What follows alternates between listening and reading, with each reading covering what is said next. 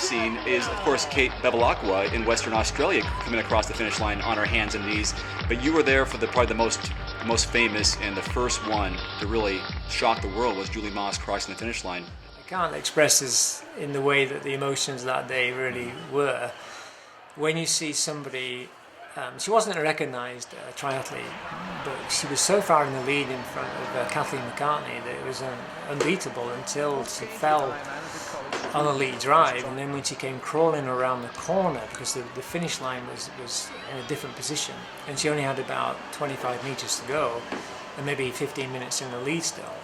And it was one of those sad situations where it was almost pathetic. Everybody was willing her, but she just couldn't do it. And I remember the whole thing so damn vividly because it stuck with me for all these years. That how on earth can a person do that? And she couldn't manage to locomote 25 metres when she's just 140 miles, and that would have been the world champion. And then she collapsed several times. She collapsed about a metre from the line, and Kathleen McCartney jumped over her, not knowing she was there, thinking she'd taken second place.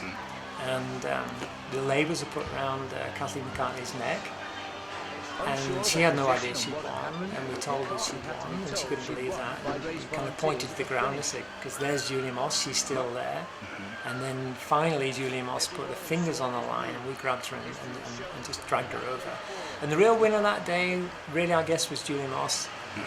But it's still down the record that Kathleen McCartney won, but for all of us, I think we look upon that moment as being the defining moment of endurance triathlon. It was great. Did she say anything when she crossed? Was she just completely out of it? There was no words. No, I mean, she didn't have a chance because there was an ambulance on site just ready to pick her up and throw her in the ambulance. Remember, in those days, this sort of thing hadn't happened. This was brand new. Was this person going to be okay? Was she permanently damaged? And so no, she was just thrown into she was a rag doll. Right. When she was pulled over, she was a rag doll. But to show you what sort of shape those guys were in even in those days, she was back on TV within about an hour, completely showered up, looking good and saying, yeah, I'm okay. That was good. It was magic. Julie Moss, Wendy Ingram, Sean Welch, Kate Bevilaqua, some of the most memorable Ironman finishes in history because of the dramatic finish that it was. Do people still talk to you about that? They do talk to me about that, and I think actually because of that finish, it probably got a lot more publicity than it normally would have. I didn't watch the finish again until the next night at the awards, like 24 hours later was when I actually watched it, and I really can't watch it anymore because I was going through a bit of pain. Then I had literally pushed myself to the limit. I'd done 6 Ironmans in 12 months when I'd only ever before done 2.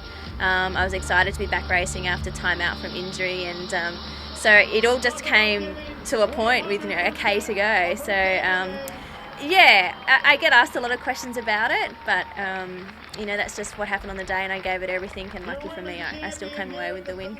And did you really pass out at the end of that? I didn't pass out. I knew what was going on, but I was just physically exhausted. As soon as I got to that point where unfortunately there was a ramp going up at the end and my legs collapsed and I crawled, once I was over the line and laying there, done. Like I could hear things going on.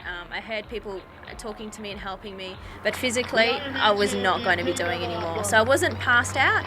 I was just physically exhausted. Yeah.